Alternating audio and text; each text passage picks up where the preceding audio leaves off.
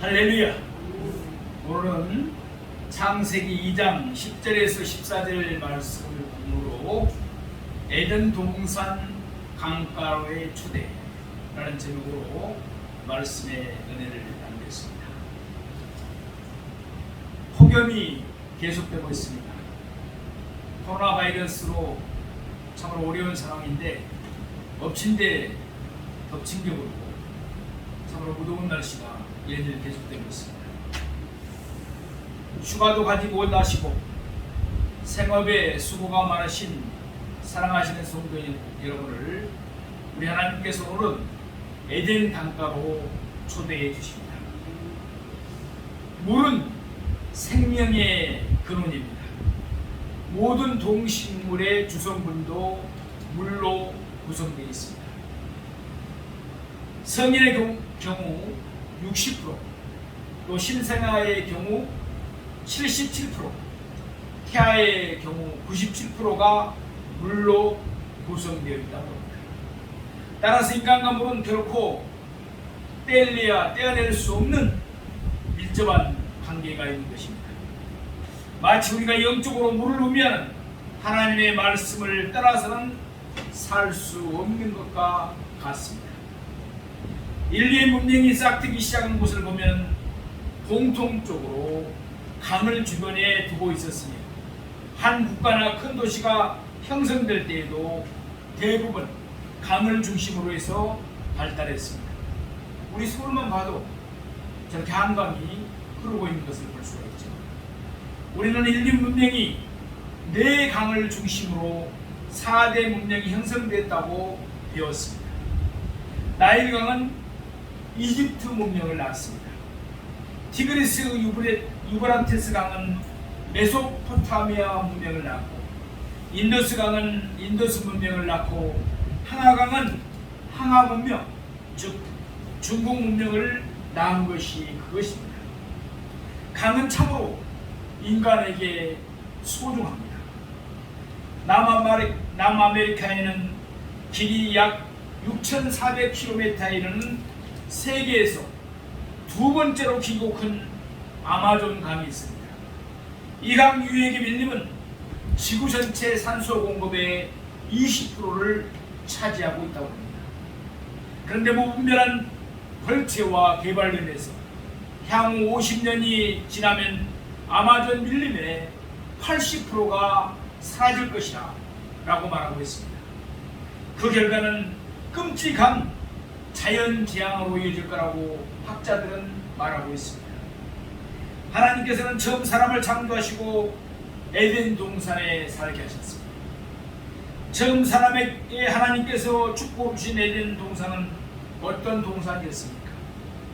에덴 동산의 에덴은 행복, 기쁨, 즐거움, 풍성함의 뜻을 가지고 있었습니다. 그러니까 에덴 동산에는 행복이 있었던 것입니다. 기쁨이 있었습니다. 즐거움이 있었습니다. 풍성함이 있는 동산이었습니다. 처음 아담과 하와는 이 모든 것을 마음껏 누리며 살았습니다. 하나님과의 관계 속에서도, 부부의 관계 속에서도, 자연과의 관계 속에서도 말입니다. 우리 모두는 에덴의 삶을 살아야 합니다. 우리 모두 에덴의 축복을 누려야 합니다. 기쁘고 즐겁게 살아가는 우리 모두가 되기를 소망합니다. 그것이 바로 또 하나님의 뜻이기 때문에 그렇습니다. 데살로니가전서 5장 16절에 18절에는 말씀합니다. 항상 기뻐하라. 쉬지 말고 기도하라. 범사에 감사하라. 이것이 그리스도 예수 안에서 너희를 향하신 하나님의 뜻입니다. 아멘. 본문 10절에 강이 에덴에서 발원했다고 합니다. 하나님의 창조 둘째 날에 지구를 덮고 있던 물이 궁창 위의 물과 궁창 아래의 물로 나누어집니다. 그 중에 궁창 위의 물은 둘째 하늘로 이동하게 되었고, 이 물이 에덴의 강을 이루는 근원이 된 것입니다. 에덴에서 발원한 강은 거기서 갈라져 네 근원이 되었다고 말씀하고 있습니다. 하나의 강으로부터 줄기가 갈라지면서 네 강을 이루는 근원이 됐다는 의미입니다. 이 네 강의 이름이 바로 오늘 본문에 나오는 기손, 그리고 기온, 히데겔, 유브라데입니다. 첫 번째 강의 이름은 비손입니다. 우리 11절에 12절 말씀을 보겠습니다. 첫째 이름은 비손이다. 금이 있는 하울라 온 땅을 둘렀습니다. 그 땅의 금은 순금이요 그곳에는 베들리엄과 호마노도 있으며. 아멘.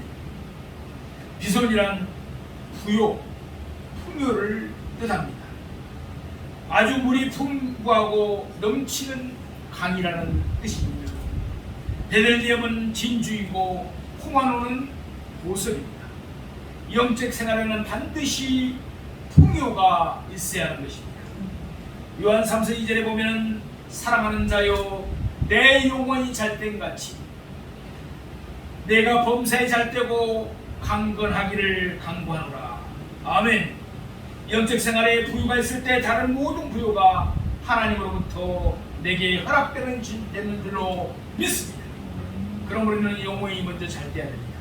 그러나 세상 사람들은 반대로 생각하죠.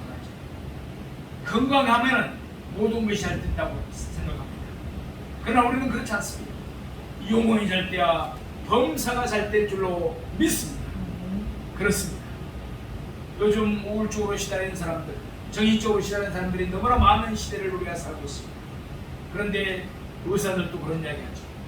모든 질병의 약 70%, 80%가 마음으로부터 온다는 거예요. 스트레스를 많이 받고 정신적으로 건강하지 않으면 육체적인 질병까지도 오게 되는 것입니다. 비손강은 지금은 흐르지 않는 강입니다. 비손강은 지금의 사우디아라비아 어딘가에서 시작되어 현재 쿠웨이트, 이라크 국경 가까운 지역을 흐르던 강입니다. 금은 성경에 보면 자주 나옵니다. 금으로 성막과 기구를 만들고 바르는데 사용됐다고 주력 23, 25장에는 말씀하고 있습니다. 하나님은 하나님의 백성이 금을, 즉 물질을 하나님의 영광을 위하여 바르게 사용하지 못할 때 거두어 가십니다. 결국 금, 물질이 하나님께 속하며 사람의 소유가 아님을 일깨워 준 것입니다. 학개 2장 8절 말씀입니다. 은도 내 것이요 금도 내 것이니라. 만군의 여호와의 말이니라. 아멘. 그리고 성경은 금을 하나님의 말씀과 비교해서 말씀이 더 귀하다는 것을 말씀하고 있습니다. 시편 19편 9절에 10절 말씀에 보면 여호와를 경외하는 돈은 정결하여 영혼까지 이루고 여호와의 법도 진실하여 다 의로우니 곧 많은 순금보다 더 사모할 것이니 꿀과 송이꿀보다 더 달도다. 아멘. 따라서 하나님의 영적 축복은 세상의 어떤 금은 보아받아도 훨씬 더 뛰어납니다. 사도행전 3장 6절에 보면 베드로가 이르되 은과 금은 내게 없거니와 내게 있는 이것을 내게 주노니 나사렛 예수 그리스도 이름으로 일어나 걸으라 하며 라고 말씀합니다. 그때 안진뱅이가 일어나 걷기도 하고 뛰는 역사가 일어난 줄로 믿습니다. 그렇습니다. 하나님의 말씀을 의지하는 자에게 영적 생활에 풍부함을 주시는 것입니다. 시편 23편 1절에서 2절 말씀에 보면 여호와는 나의 목자시니 내가 부족함이 없으리로다. 푸른 초장에 누이시며 나를 실만한 물가로 인도하시는도다. 아멘. 두 번째 강의 이름은 기온입니다. 기온이라는 말은 은혜라는 뜻입니다. 에덴 동산은 은혜가 있는 동산이었습니다. 은혜의 강물이 흐르는 동산이었습니다. 기온강에 위치한 페르시아만과 홍해 사이에 있는 아라비아 남부 지역에 있었습니다. 기온강은 지금 이란의 카룬 강이거나 아니면 이란 어딘가의 비손강 같이 말라버린 강일 가능성이 높다고 학자들은 말하고 있습니다. 우리는 예수 그리스도의 공로로 이미 은혜를 받은 줄로 믿습니다. 인간의 수고가 전혀 계획되지 아니한 하나님의 일방적인 선물에서 얻어지는 자랑할 수 없는 것을 우리는 은혜라고 말합니다. 에베소 2장 8절에서 9절은 말씀합니다. 너희는 그 은혜에 의하여 믿음으로 말미암아 구원을 받았습니다. 이것이 너희에게서 난 것이 아니요 하나님의 선물이다. 행위에서 난 것이 아니니 이는 누구든지 자랑하지 못하게 함이라. 아멘. 은혜 받은 사람이란 말은 속죄받은 사람, 죄를 용서받은 사람을 뜻하는 것입니다. 우리가 그리스도인이 된 것은 하나님이 우리를 용서하셨기 때문입니다. 하나님께서 자기 품속에 있는 자기 아들의 육신을 깨뜨려 인류에게 피를 뿌리심으로 그 피뿌림을 받은 인류의 모든 영들이 거룩해진 줄로 믿습니다. 우리는 하나님이 간섭하시고 축복하시고 피를 흘리신 용서받은 사람들입니다. 아놀드 토인비는 영국의 유명한 역사학자였습니다. 그는 런던 대학에서 학생들을 가르치면서 늘 이렇게 말했습니다. 역사의 주인이 되어라. 역사를 창조하는 사람이 되어라. 역사에 끌려다니지 말고 역사를 주도하는 사람이 되라. 그때 어느 학생이 물었습니다. 교수님, 어떻게 하면 역사를 끌고 가는 사람이 될 수 있습니까? 토인비 교수가 말합니다. 시대마다 하나님이 사용하는 인물들이 있다. 특별하게 하나님이 사용하신 사람이 있다. 그런 사람들의 공통점이 있다. 사명감을 분명히 가지고 자기를 희생하는 사람들이다. 한 알의 미랄이 썩어지면 많은 열매를 맺고 썩지 아니하면 미랄 그대로 있다. 희생하는 사람이 큰 사람이 된다. 참 그리스도인은 은혜로 사는 사람들입니다. 디모데후서 2장 1절에 말씀합니다. 내 아들아, 그러므로 내가 그리스도 예수 안에 있는 은혜의 가운데서 강하라. 아멘. 은혜 안에 삶은 모든 환경 속에서 누리는 하나님의 풍성한 삶을 의미합니다. 은혜는 하나님으로부터 온 것입니다. 내가 주는 평안은 세상이 주는 것과 다르다고 말씀합니다. 하나님으로부터 은혜를 공급받기 위해서 하나님과의 교제의 끈을 놓지 않아야 합니다. 관계는 예수 그리스도를 믿음으로 회복되지만 교제는 노력으로만 되어지는 것입니다. 많은 성도들에게서 문제는 관계의 문제이기보다는 교제의 문제가 있습니다. 예배에 성공해야 됩니다. 예배는 하나님이 주신 선물입니다. 예배는 하나님이 사람을 만나주시는 방법인 줄로 믿습니다. 창세기 3장에서는 받으시는 예배에 대해서, 창세기 4장에서는 받지 않으시는 예배에 대해서 말씀하고 있습니다. 예배를 통해 하나님의 임재를 갈망해야 되는 것입니다. 또한 기도 생활을 해야 됩니다. 기도하는 그리스도인이 되어야 합니다. 기도를 놓아버렸다면 너무 많은 것을 놓아버렸다는 의미입니다. 말씀을 가까이 하셔야 됩니다. 하나님의 말씀 속에서 은혜도 하나님의 뜻도 알게 되기 때문에 그렇습니다. 더 헌신된 봉사자의 삶을 사셔야 합니다.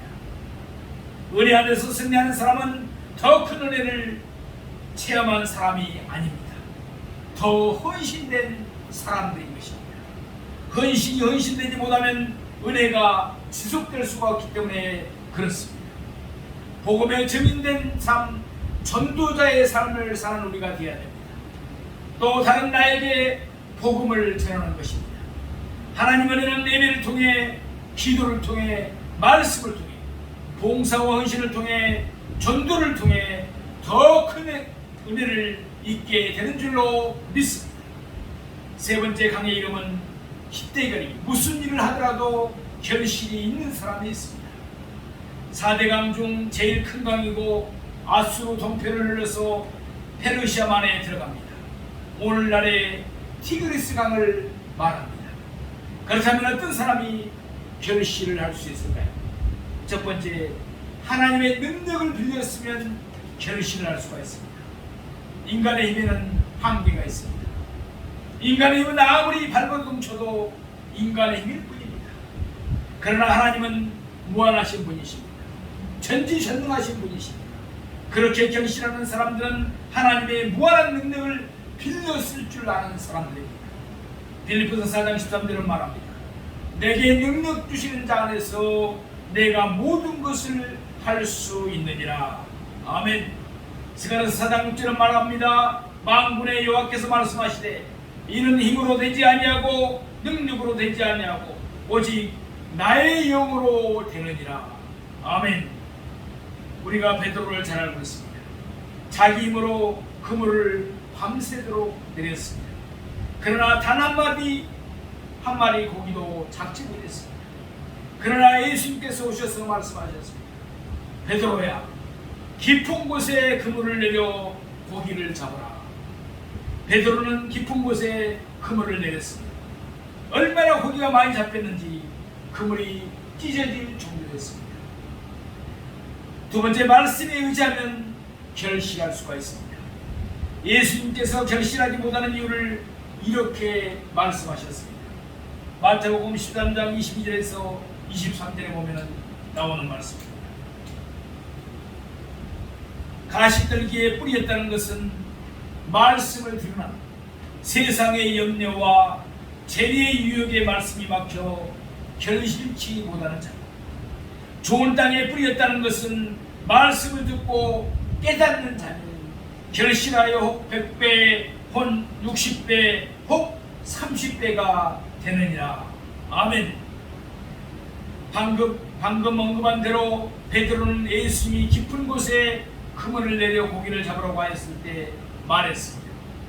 선생님, 우리들이 밥이 맞도록 수고를 하였을 때 얻은 것이 없지만 말씀에 의지하여 내가 그물을 내리리이다 하고 그대로 순종하니까 많은 고기를 잡게 되는 줄로 믿습니다. 세 번째, 하나님의 집에 심겨지면 결실할 수가 있습니다. 아무리 좋은 나무라도 사막에서는 열매를 맺을 수가 없습니다. 결실할 수가 없습니다. 아무리 열매를 많이 맺는 나무라도 수분이 없는 곳에서는 결실을 할 수가 없습니다. 돌밭에서는 결실을 할 수가 없습니다. 밭이 좋아야 합니다. 옥토해야 합니다. 하나님의 집에서 사는 사람은 큰 사람들이 됩니다. 훌륭한 인격을 갖춘 사람이 될 수가 있습니다. 시편 92편 12절에 15절에는 말씀합니다. 의인은 종려나무같이 번성하며 레바논의 대강목같이 성장하리로다.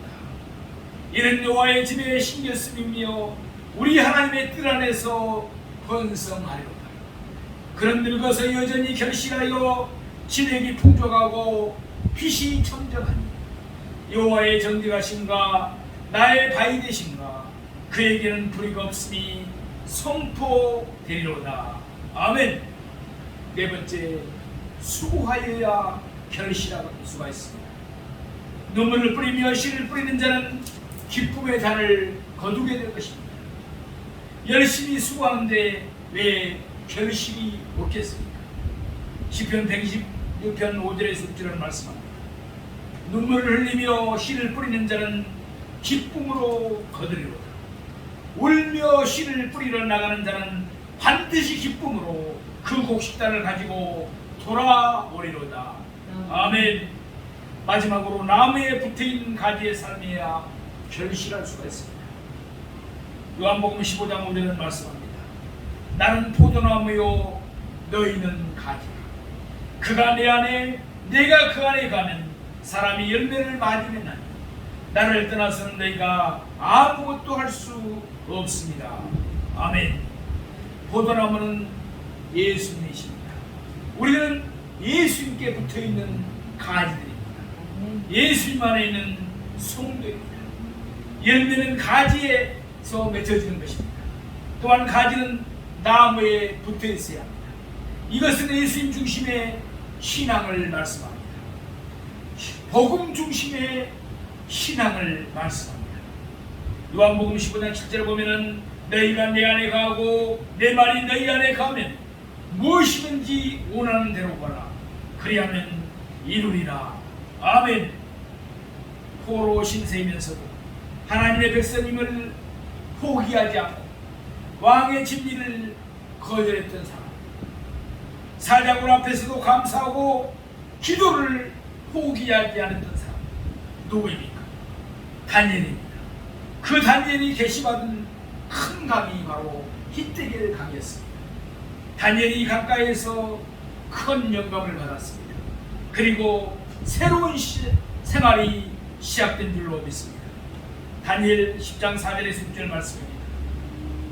첫째 달 24일에 내가 히데겔이라는 큰 강가에 있었는데 그때 내가 눈을 들어 바라본 즉 한 사람이 세마포 옷을 입었고 허리에는 우바스 순금을 띄었다. 또 그의 몸은 항옥 같고 그의 얼굴은 번갯빛 같고 그의 눈은 햇불 같고 그의 팔과 발은 빛난 녹과 같고 그의 말소리는 무리의 소리와 같더라. 아멘. 사랑하시는 성도 여러분, 오늘 우리는 다니엘처럼 히데겔 강가에 서 있습니다.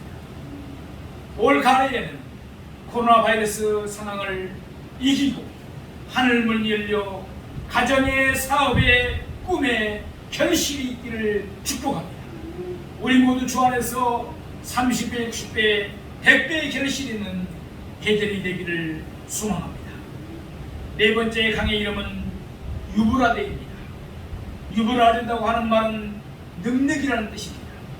유브라데 강은 티그리스 강과 함께 메소포타미아 문명의 발산지로 알려져 있습니다. 유브라데 강은 지금도 유유히 흐르고 있습니다. 2850km나 되는 긴 강입니다. 메소포타미아 문명은 이집트 문명과 함께 인류 역사상 가장 오래된 문명입니다. 그래서 오랜 세월 동안 이 강을 중심으로 문명이 싹트고 꽃을 피우며 발전해 온 것입니다. 우리는 누구나 능력을 원하고 있습니다. 능력은 힘입니다. 힘이 없으면 아무것도 할 수가 없습니다. 힘 있는 사람이 일을 합니다. 에덴 동산은 능력의 강이 흐르고 있었습니다. 그런데 세상 사람들이 원하는 힘과 하나님이 원하시는 힘과는 좀 다른 데가 있습니다. 세상 사람들이 원하는 힘은 무엇입니까? 금력, 돈의 힘을 의지합니다. 또 무엇입니까? 권력을 의지합니다. 또 무엇입니까? 체력을 의지합니다. 그러나 하나님의 말씀하시는 힘이란 어떤 것일까요? 세상 사람들과는 틀립니다. 첫 번째는 지혜입니다. 잠언서 8장 14절에 16절을 말씀합니다. 내게는 계략과 참 지식이 있으며 나는 명철이라. 내게 능력이 있으므로 나로 말미암아 왕들이 치리하며 방백들이 공의를 세우며 나로 말미암아 세상과 존귀한 자 곧 모든 의로운 재판관들이 다스리느니라. 아멘. 명철이란 말은 지혜를 의미합니다. 지혜 있는 사람은 힘이 있는 사람입니다. 능력이 있는 사람인 것입니다. 두 번째, 말씀이 힘입니다. 하나님의 말씀이 힘이라는 것입니다. 히브리서 4장 12절을 말씀합니다. 하나님의 말씀은 살아있고 활력이 있어 좌우의 날선 어떤 것보다도 예리하여 콩과 영감 및 간절과 골수를 찔러 쪼개기까지 하며 또 마음의 생각과 뜻을 판단하나니. 아멘. 디모데후서 3장 15절에 17절을 말씀합니다. 또 어려서부터 성경을 알았나니 성경은 능히 너로 하여금 그리스도 예수 안에 있는 믿음으로 말미암아 구원에 이르는 지혜가 있게 하느니라. 모든 성경은 하나님의 감동으로 된 것이고 교훈과 책망과 바르게 함과 의로 교육하기에 유익하니 이는 하나님의 사람으로 온전하게 하며 모든 선한 일을 행할 능력을 갖추게 하려 함이라. 아멘. 세 번째, 성령입니다. 성령은 최고의 능력인 줄로 믿습니다. 사도행전 1장 8절은 말씀합니다.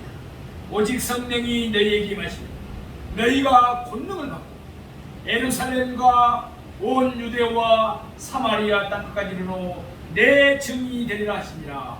아멘. 우리는 성령의 능력을 덧입어야 합니다. 특별히 고린도전서 12장에 나오는 성령의 9가지 은사를 덧입어서 나를 이기고 세상을 이기고 코로나 바이러스 상황을 이기는 우리 모두가 되기를 주님의 이름으로 축복합니다. 성령 받은 예수님의 제자들은 물불을 모르고 일할 수가 있었습니다. 사람의 말에 두려워하지 않았습니다. 죽음도 두려워하지 않았습니다. 세상이 감당할 수 없는 사람들이 되었던 것입니다. 그렇습니다. 성령의 권능을 되니보면 우리 모두도 세상이 감당할 수 없는 사람들이 되는 것입니다. 유발라들은 영적으로 중요한 의미를 가진 가운데 요한계시록에 2차례나 그 이름이 나온 것을 볼 수 있습니다. 요한계시록 9장 14절에 15절에 보면 나팔을 가진 여섯째 천사에게 말하기를 큰 강 유브라데에 결박한 네 천사를 놓아주라 하며 네 천사가 놓였으니 그들은 그 연올 시에 이르러 사람 3분의 1을 죽이로 준비된 자들이라. 요한계시록 16장 10절에 보면 또 여섯째 천사가 그 대접을 큰 강 유브라데에게서 옮기매 강물이 말라서 동방에서 온 왕들의 길이 예비되었더라. 아멘.